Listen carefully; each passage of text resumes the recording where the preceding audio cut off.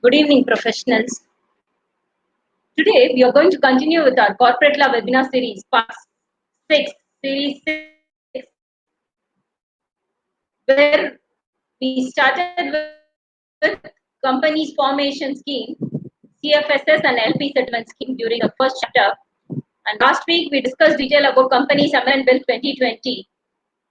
And today, we are going to discuss about the recent updates in Companies Act, in which we will be covering in detail all the circulars, notifications, and the amendment rules which are notified during 2020. That is effective 1st Jan 2020 till as recent as yesterday, 21st April, where MCA had issued a circular.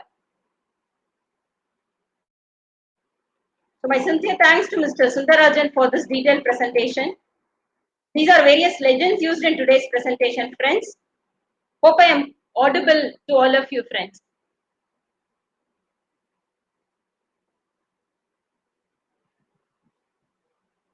Great. Thank you so much for the confirmation, Sundar. So these are common legends which we have been using in all our corporate law webinar series. So in the AS, Indian Accounting Standards, which we'll be using for NBFC, AOC form, which was notified. This is the outline of today's presentation, in which we'll be discussing the first few slides about the amendment to the company's appointment of managerial personnel, chapter 13 of Companies Act, read with rules, a notification of takeover provision, section 230, subsection 11 and 12, which are extended to unlisted companies. The application and the relevant forms are also notified, friends, by concomitantly amending the relevant rules, NCLT rules, and also compromise arrangement and amalgamation rules 2016. And there is extension of time limit for giving declaration by Nidhi companies, and various forms, specific forms are given to Nidhi companies, and hence MCA says from now on there is no relaxation available to Nidhi companies to do under general form. They have to do through specific form. Introduction of CARO 2020, where new items are introduced, and it's pretty detailed one. This will be in super session to our CARO 2016, friends. So while it was notified, it was given retrospective effect. However, with the outbreak of COVID, now it is made effective as prospective only, which is financial year 2021. And hence it is not applicable effective financial year 1920, friends.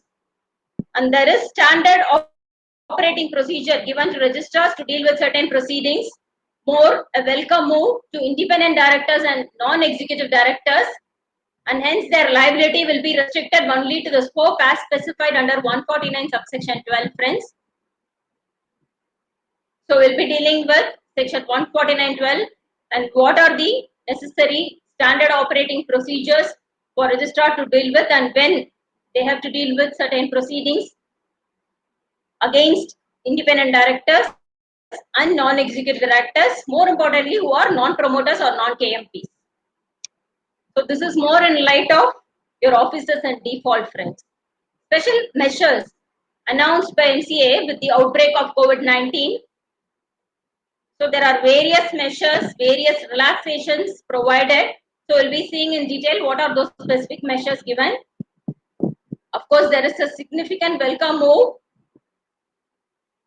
from the aspect of CSR, where under CSR Schedule 7, they have specifically stated that this will well get covered under CSR Schedule 7(1), that is Rule 1, where healthcare is as a support to healthcare, and also under Sub-Rule 7, where it is more a boost for rehabilitation measures because of COVID-19 being declared as pandemic. Relaxation norms for conducting various meetings. So board meetings where only physical meetings shall be convened under section 173 subsection 1, read with relevant rules. There certain relaxations are given, and hence these items could also be considered by means of video conferencing or through audio visual means. There is an extension of timeline to hold AGM by companies following the calendar year. So for these companies under section 2 subsection 41, where the financial year is defined, there is a proviso to this section where we have read that the central government, previously the power was given to NCLT, but more because of the declogging powers of NCLT, 2 subsection 41, now an application can be made to central government, which we all are aware of, where the change in financial year, you could make a specific application to central government if you are not going to consider the financial year from 1st April to 31st March. So where you are going to adopt the calendar year as your financial year, which is quite common where your holding company is situated in a country outside India and you're a subsidiary company and you need to align with your holding company more for your consolidated financial statements. In which case, you may do so provided you have to take specific approval from central government by making necessary application to it. There is this extension relaxation given to these companies. So they have to complete their AGM within 6 months, as we all are aware, as per the statutory provision. Because of this COVID outbreak, they can hold their AGM on or before 30th September. So from 6 months, it is now moved to 9 months. So we'll be dealing with all these circulars in detail. So please stop me where you have any doubts or any questions. Will be welcome to answer. First one, we'll start with company secretary. Erstwhile provision, we all are aware that Rule 8A clearly specified that a company other than a company covered under Rule 8 has to appoint a whole-time company secretary where the paid-up capital exceeds 5 crores. So what does Rule 8 provide, friends? So Rule 8 says that every listed company and every other public company where the paid-up capital exceeds 10 crores, they shall have full-time KMP. KMP is key managerial personnel. Rule 8A, however, said previously that any company other than those companies, the listed company and other public company, shall appoint a whole-time company secretary where the paid-up capital exceeds 5 crores. MCA, filed its notification on 3rd January, amended this particular rule, Rule 8A, which is as provided in your Chapter 13, Companies Appointment and Remuneration of Managerial Personnel, Amendment Rules 2020, where they have enhanced the threshold limit. So please note, friends, the current requirement is every private company shall have a whole-time company secretary where its paid-up capital exceeds 10 crores or more. So it is enhanced from 5 to 10 crores, and the notification clearly states that this is applicable in respect of financial year commencing from 1st April 2020. Also, there is an amendment to your section 204 subsection 1 read with rule 9 of the same rules. 204 subsection 1 clearly says that every listed company and every public company having a paid up capital of 50 crores or more or turnover of 250 crores or more shall obtain a secretarial audit report from practicing company secretary every year. Now, additional criteria is included in this particular list where they say that where your outstanding loans or borrowings from banks or financial institutions exceed 100 crores, you shall also obtain secretarial audit report from such practicing company secretaries. Hence, with the list of paid up capital and your turnover, this outstanding loans or borrowings is also included. And they also say that it shall be reckoned from your latest audited financial statement. So this accordingly brings into ambit all the private companies and other public companies who are having outstanding loans or borrowings. And hence the scope is enhanced for secretarial audit. We all are aware that this World Business Doing Business report, the ease of doing business, the Indian rank has scaled up thanks to various initiatives taken by MCA. And accordingly, they have brought this SPICE Plus form also for incorporation. So in one roof, your PAN, TAN, DIN, your name availability, more importantly, your incorporation, your EPF registration, ESI registration, GST, all get covered in one roof. Additionally, with the Spice Plus form, they have also brought in opening of bank account. So all these activities now with one single incorporation form, you will be able to complete. So please appreciate this, friends. With all these key initiatives made by MCA, India's rank in this ease of doing business has scaled up. So as a part of Government of India's initiatives, this form is deployed effective 23rd Feb 2020. Yes, it is a web-based form. However, for affixing the DSC of the respective subscribers and first directors, you have to convert it into a PDF. And it is a comprehensive repository available because all the data will be stored in this particular web-based form. And additional features are provided in the enhanced Agile Pro form where opening of bank account and your PT, professional tax registration, is also included. Yes, it is a welcome move by MCA. This is the first circular for this year, friends. 1st Jan, day 1, they have issued this NCA circular for extending the BEN2 filing up to 31st March. We have noticed that this BEN2 form, we have had several extensions given by MCA more for want of deployment of the form. However, please note, friends, this was the last date given by MCA, so no further extension available. And also, it is imperative to note that in your CFSS form, they have brought under the list of forms this BEN2 filing also, which means if you have not filed this, you may still do it under this single window scheme available without additional fee. However, within the timeline stipulated. AOC 4 Ind AS form for NBFC. We all are aware that Schedule 3, the balance sheet for NBFCs were also introduced during the year 2018. However, we were awaiting for this Ind AS form to be brought in, and hence MCA White Circular dated 30th January introduced two new forms. One for your standalone financial statements and another for your consolidated financial statements. This form has to be filed by NBFCs that are required to comply with Ind AS, where we all are aware that there is two phases, phase 1, phase 2, and under phase 1, depending on your net worth and the listed entities, and phase 2, where again depending on your net worth, you need to fall within these two ambits to be covered under this Ind AS form. And the last date for filing these two forms for the financial year 18-19 was extended till 31st March 2020. Winding up rules, chapter 20, which we were discussing in our part 5 webinar series. It is notified effective 1st April 2020. So it comprises 191 rules and 95 forms. Friends, here it is important for us to understand that it is a welcome move because companies which are going for winding up need not approach only NCLT, which is a long drawn process and also a burden for NCLT.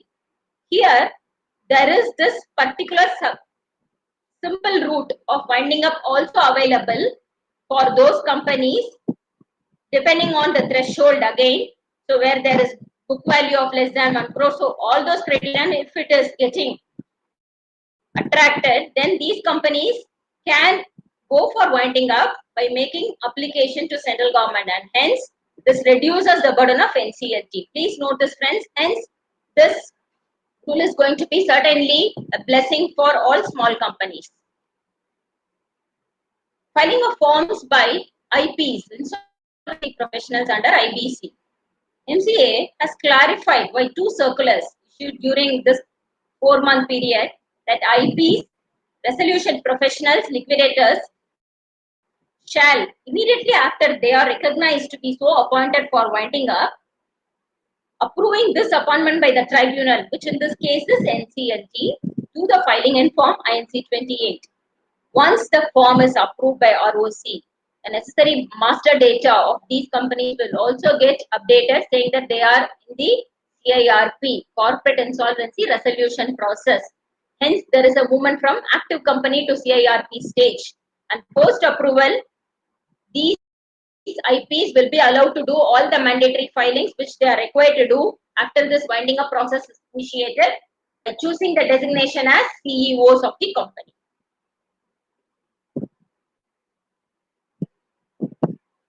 Very important provision, friends. Notification of takeover provision under 230, 230.11 and 230.12. We were waiting for the notification.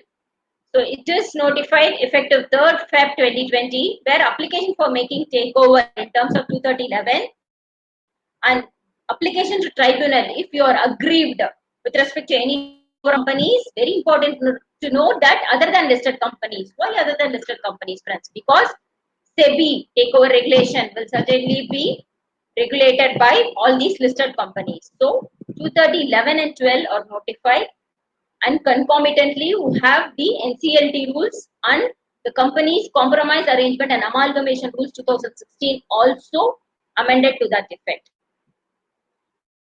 There are specific key forms for Nidhi companies, hence you will not be now allowed to take share under your general form GNL. Extension of time limit for giving declaration by Nidhi companies. So they have notified provision, and hence they say the declaration by Nidhi companies incorporated under this Act or before the commencement of rules in specific form NDH4 shall make within 1 year from date of incorporation. Or what if you are already incorporated as Nidhi company? Previously it was done 6 months from the commencement of rules.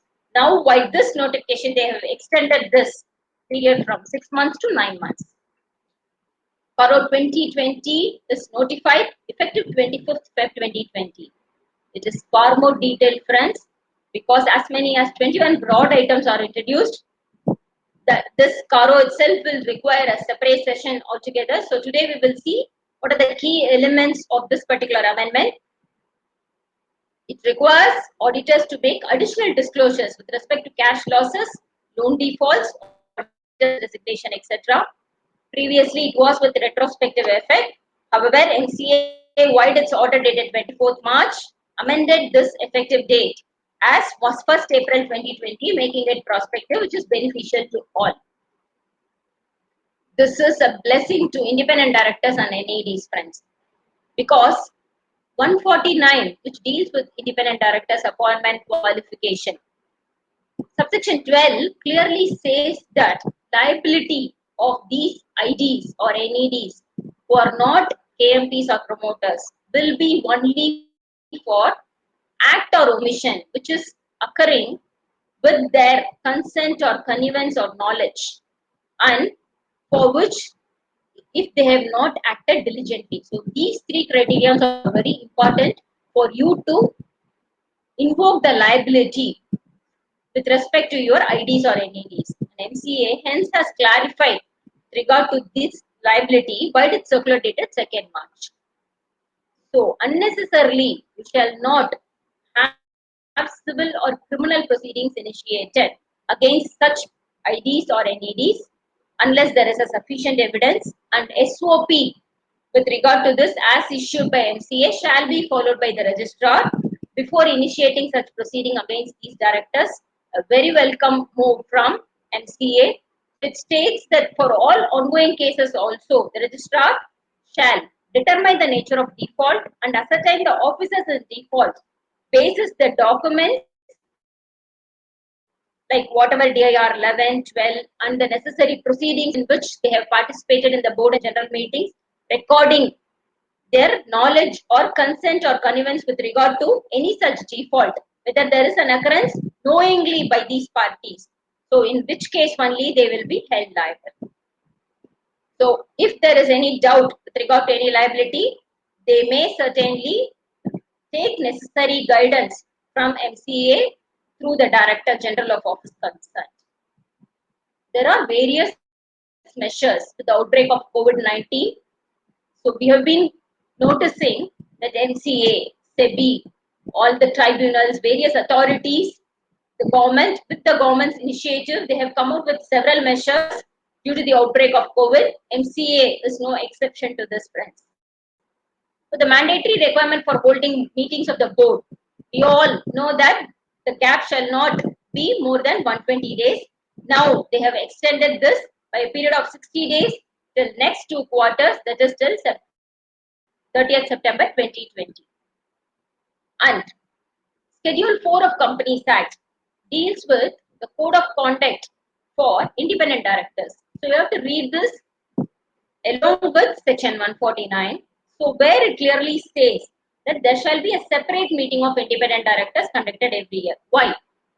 Because they have independence. So they can discuss without the participation of the management members and without the participation of non-independent directors to discuss in detail about the affairs of the company. So in this outbreak of COVID-19, there is an exemption granted by MCA. They say that this separate meeting, if it is not held for this particular year, that is financial year 1920, it shall not be considered as a violation. However, they are expected to share their views at least through teleconference mode or other audio visual means to discuss about the outcome of such meetings. So no physical meeting as such, but their views may be recorded in whatever form best possible. 149.3 minimum residency period, which is 182 days. Considering this outbreak of COVID, non-compliance of this provision for this particular year will not be construed as a violation. Declaration for commencement of business. I am forming a company. Within 180 days, I shall submit the relevant declaration in the specified form, which is Form 20A, where I say that the company is formed and I have received the subscription money and I have the place of business, the registered office situated, and all these declarations will be provided in this form. Because of this COVID-19, additional period of 180 days. So previously it was 180 plus 180 is now provided for all the newly incorporated companies. So during this part 6 webinar, we have discussed in detail about CFSS and LLP settlement scheme, which provides a one-time relaxation for all the defaulting companies and LLPs to file all their related documents and forms without any additional fee. So note that, key point, without additional fee. For the readiness of COVID, there was a form introduced, CAR, for the companies to confirm the readiness towards COVID, whether the work from home guidelines are provided, so whether the companies are complying with all these advisory measures. And no additional fees will be charged for companies and LLPs for any late filing during this period, 1st April to 30th September 2020. There is a separate MCA circular which clearly says that this at no additional fee benefits will also be available for IEPF forms. So if you have not transferred your unpaid money or unpaid shares into this IEPF account because of this COVID, then it will be excused during this particular period. Deposit repayment reserve, where the deposit maturing during financial year 2021, the requirement under section 73(2)(c), which is 20% to be deposited on or before 30th April, which is like annual compliance for any company which is accepting deposit. Because of COVID, there is an extension granted till 30th June. Likewise, depends maturing during this financial year, where you have to deposit at least 15% before 30th April, there is an extension granted till 30th June. This is a welcome move from MCA, where they say that CSR activity for promotion of healthcare and disaster management, any contribution to PM CARE Fund will be construed as a CSR expenditure under the Act.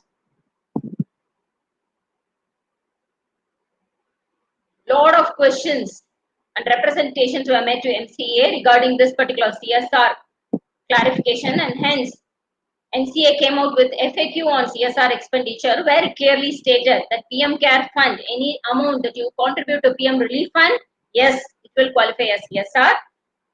It is imperative for all of us to note, friends, any amount that is contributed to CM Fund or State Relief Fund will not be construed under this Schedule 7 of the Act, and any contribution made to State Disaster Management Authority will qualify under Item 12 of Schedule 7, This is very interesting. Payment of wages to your employees, workers, or contract laborers or casual laborers also. Will it qualify as CSR expenditure? Can you take shelter that yes, I have complied with the CSR norm, whatever is relevant for this particular year? The answer is strict no, because it is your statutory obligation. It is your moral obligation to make this particular payment and honor these commitments, and hence it will not form part of your CSR expenditure, friends. However, please note that any ex gratia, which is temporary casual daily labor, which is specifically for the purpose of fighting COVID-19, and if there is a specific declaration made by the board and certified by the auditor, then it will qualify as CSR expenditure, otherwise not.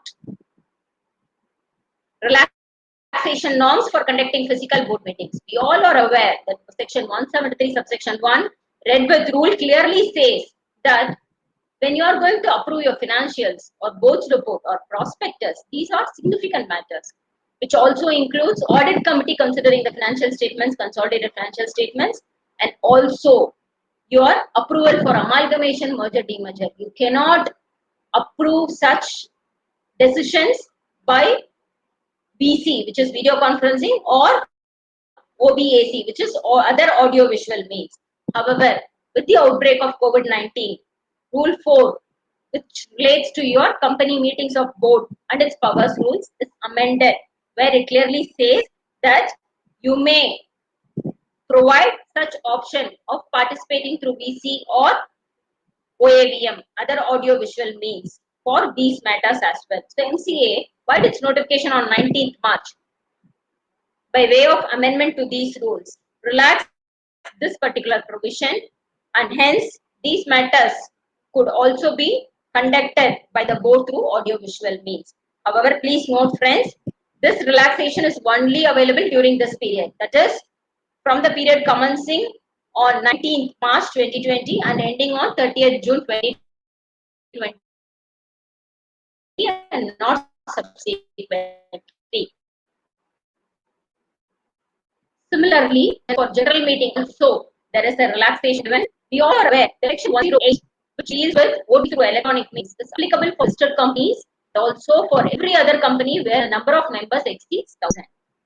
And also section 110 of the Companies Act, read with Rule 22, clearly provides that voting through postal ballot shall happen for only those matters as prescribed and additional matters as prescribed by central government, plus those matters which are like ordinary business, and those matters which shall be heard shall not be done through postal ballot.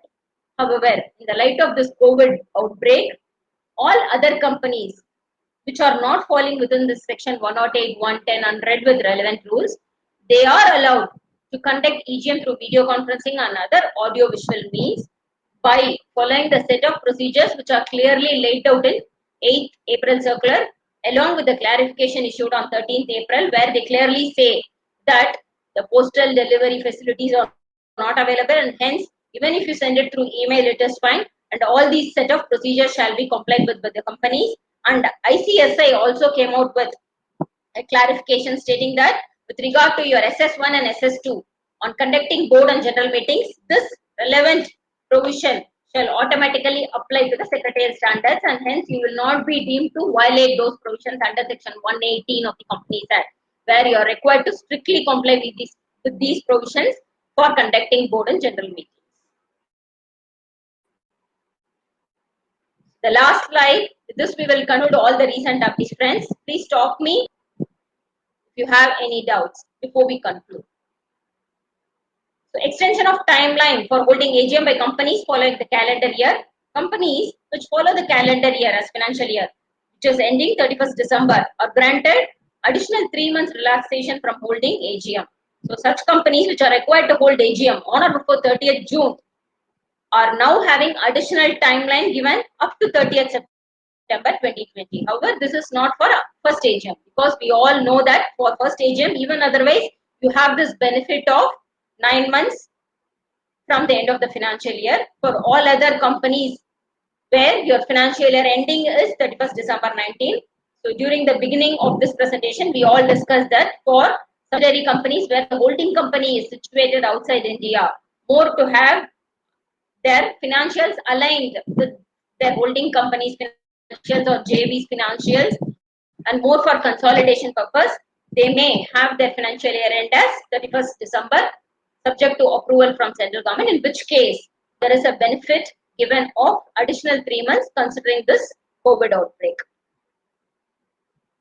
Thank you very much, friends. Take care, stay safe, stay positive.